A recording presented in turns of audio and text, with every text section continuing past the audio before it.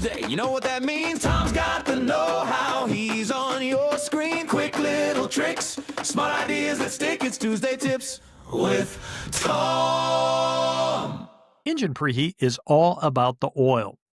Beech POHs recommend preheat in, quote, very cold conditions, and to focus heat on the oil cooler, engine sump, and propeller hub.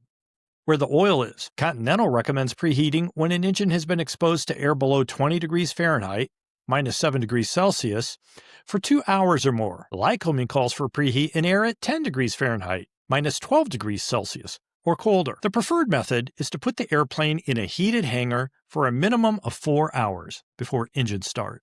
Engine preheaters should be run at least 5 hours before engine start, or as recommended by the unit manufacturer. Continental says run engine preheaters no more than 24 hours to avoid corrosion. This is somewhat controversial. Search the ABS magazine archives online for dissenting views. Using a forced air heater, apply heat for at least 30 minutes on the oil sump, oil filter, external oil lines, oil cooler, cylinder assemblies, and air intake.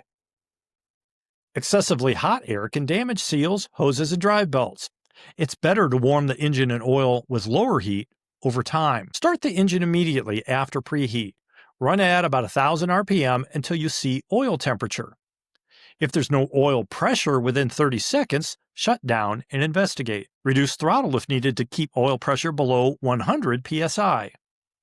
If it's less than 30 psi or cannot be kept below 100 psi, shut down and repeat the preheat process.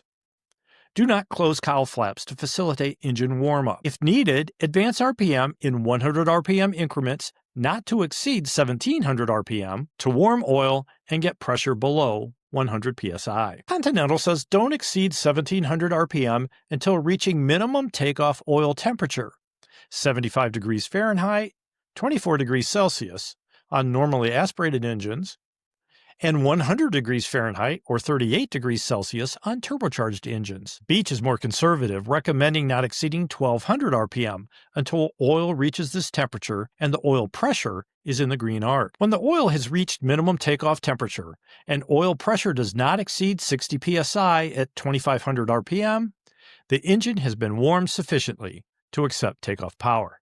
I'm Tom Turner. Thanks for taking 2 minutes to learn even more about your Beechcraft.